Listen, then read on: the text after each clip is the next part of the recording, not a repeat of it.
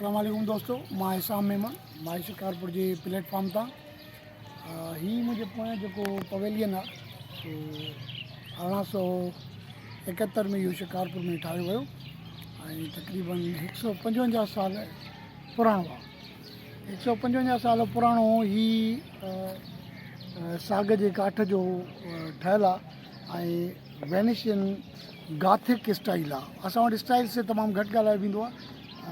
Gothic जेको style आहे उहो हिकु त कराची में मेरी वेदर जेको टावर ठहियो ऐं ॿियो ही ठहियो ऐं थोरे जो माना इन हवाले सां स्ट्रक्चर ते तमामु घणो कमु थियो आहे। बहरहाल हीअ असांजो हेरिटेज आहे ऐं असीं हुनखे बचाइण जी कोशिशि कयूं था त हीअ बची पए ठही पई, छो त ज़रे ज़रे सां टुकर टुकर सां ही ढही पियो आहे।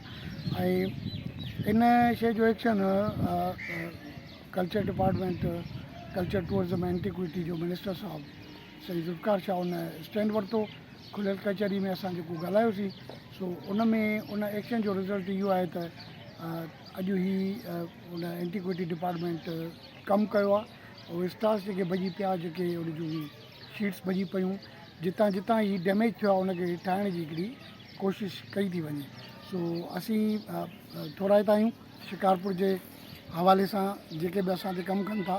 सो हिननि शयुनि खे बचाइण जी तमामु घणी ज़रूरत आहे। हीअ ॾाढो तारीख़ी बाग़ आहे। बाग़ हिते पंहिंजा वण विञाए चुको आहे ऐं काफ़ी बैरन हिते लैंड आहे जिते वण पोखण जी ज़रूरत आहे। इवन हिकिड़ो वण बि कोन्हे को हिन पासे ॾांहुं लैंड आहे। सो उन हवाले सां म्यूनिसिपल असांखे साथ ॾियण जी हिकिड़ी भरपूर कोशिशि कई आहे। सो उमेद त उहे शयूं बि थी वेंदियूं ऐं ॿियनि जेको स्टेक होल्डर्स आहिनि असां उन्हनि सां बि ॻाल्हायो आहे।